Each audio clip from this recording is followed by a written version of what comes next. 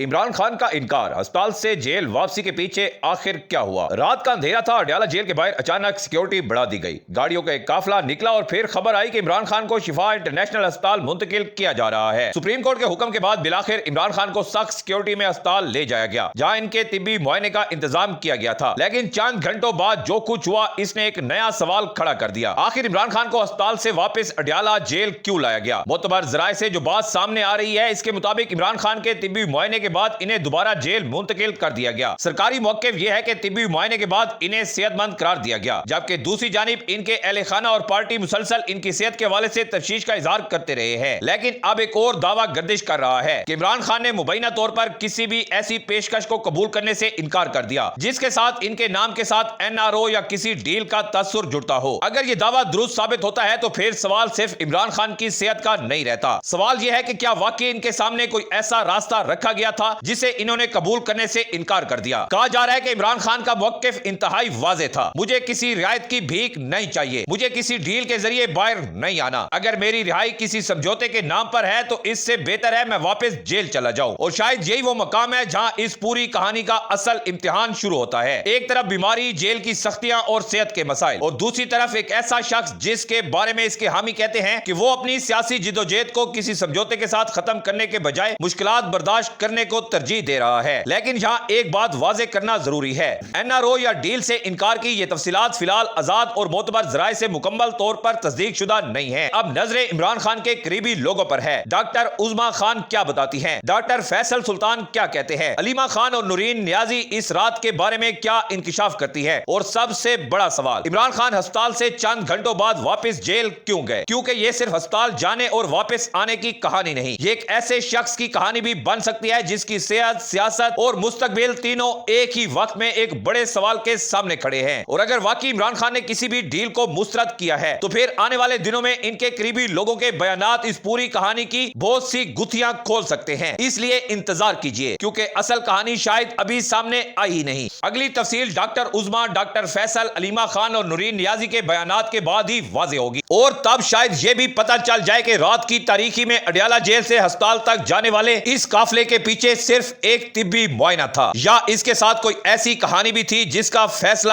ہونا ابھی باقی ہے۔